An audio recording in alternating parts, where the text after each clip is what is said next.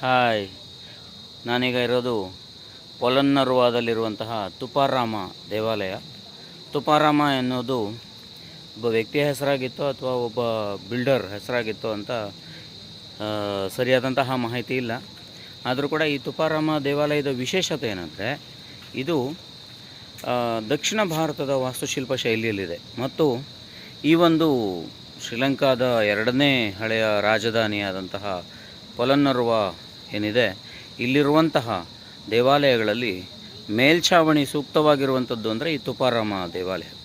ಒಳಭಾಗದಲ್ಲಿ ಗೌತಮ ಬುದ್ಧನನ್ನು ಸ್ಥಾಪಿಸಲಾಗಿದೆ. ಈ ತುಪಾರಾಮ ದೇವಾಲಯ ವಿಮಾನ ಗೋಪುರಗಳನ್ನು ಕೂಡ ಭಾರತದ ಶೈಲಿಯಲ್ಲಿಯೇ ಹೊಂದಿತ್ತು ಅಂತ ಕೂಡ ಹೇಳಲಾಗ್ತದೆ. ಇಂತಹ ದೇವಾಲಯದ ಒಳಭಾಗವನ್ನು ನೋಡೋಣ.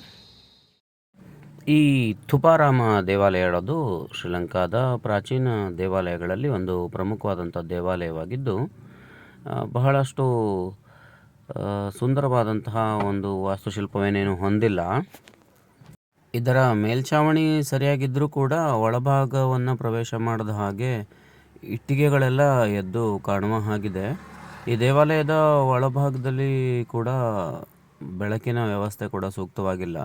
ಇಲ್ಲಿರುವಂತಹ ಮುಖ್ಯ ಬುದ್ಧನ ವಿಗ್ರಹ ಏನಿದೆ ಈ ಭಾಗದಲ್ಲಿತ್ತು, ಆದರೆ ಅದನ್ನು ಇವತ್ತು ಇಲ್ಲಿ ಇಡಲಾಗಿಲ್ಲ, ಮ್ಯೂಸಿಯಂನಲ್ಲಿ ಸಂರಕ್ಷಿಸಿ ಇಡಲಾಗಿದೆ. ಆದರೆ ಇದರ ಪಕ್ಕದ ಭಾಗದಲ್ಲಿ ನಾವು ನೋಡಿದರೆ ಗೌತಮ ಬುದ್ಧನನ್ನು ಕಾಣ್ಬೋದು. ಇದರ ಮೇಲ್ಛಾವಣಿಯ ಭಾಗದಿಂದ ಒಂದು ಕಡೆಗೆ ಬೆಳಕು ಬರುವಂತಹ ವ್ಯವಸ್ಥೆ ಕೂಡ ಇದೆ. ಕಿಟಕಿಯನ್ನು ನಿರ್ಮಾಣ ಮಾಡಲಾಗಿತ್ತು. ಅದೇ ರೀತಿಯಲ್ಲಿ ಬಲಪಕ್ಕಕ್ಕೆ ನೋಡಿದರೆ ಇಲ್ಲಿ ಗೌತಮ ಬುದ್ಧನ ಧ್ಯಾನ ಸ್ಥಿತಿಯಲ್ಲಿರುವಂತಹ ವಿಗ್ರಹವನ್ನು ನಾವು ಕಾಣಬಹುದಾಗಿದೆ. ಅದೇ ರೀತಿಯಲ್ಲಿ ಎಡಪಕ್ಕದಲ್ಲಿ ಕೂಡ ನಾವು ನೋಡಿದ್ರೂ ಗೌತಮ ಬುದ್ಧನ ವಿಗ್ರಹವನ್ನು ನೋಡಬಹುದು. ಹೊರತಾಗಿ ಮುಖ್ಯ ವಿಗ್ರಹ ಇಲ್ಲಿ ನಾವು ಇಲ್ಲ ಎಂಬುದನ್ನು ಗಮನಿಸಬೇಕು. ಇದು ಕೂಡ ಧ್ಯಾನ ಸ್ಥಿತಿಯಲ್ಲಿರುವಂತಹ ಗೌತಮ ಬುದ್ಧನನ್ನು ನಾವು ನೋಡ್ತಾ ಇದ್ದೇವೆ.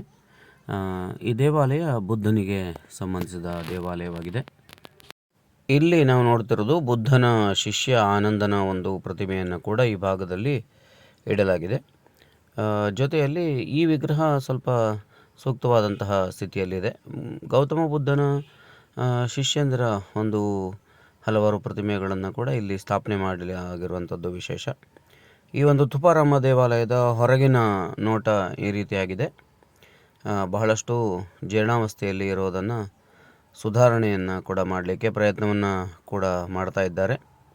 ಅಂತಹ ಪ್ರಾಚೀನ ಪೊಲನ್ನರುವಾದ ಒಂದು ಕುರುಹು ಅಂತ ಹೇಳ್ಬೋದು ನಾವಿದನ್ನು. ಧನ್ಯವಾದಗಳು.